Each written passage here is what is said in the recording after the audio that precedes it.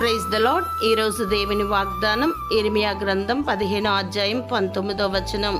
నీవు నా నోటి వలె ఉందువు. ప్రియదైవజనమా, అక్రమము చేయువారు నిన్ను చుట్టి ఉన్నారా?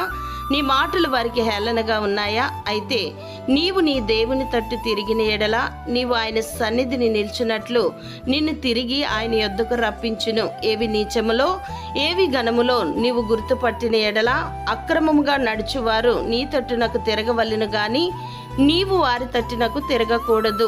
అప్పుడు నీ దేవుడు నిన్ను చూచి తన హృదయమందు సంతోషించును, నీతో మాటలాడి నీ నోటికి మాటలు అందించును. నీ నోటికి ఆయన తోడయుండి నీవు చేయవలసిన దానిని నీకు బోధించును.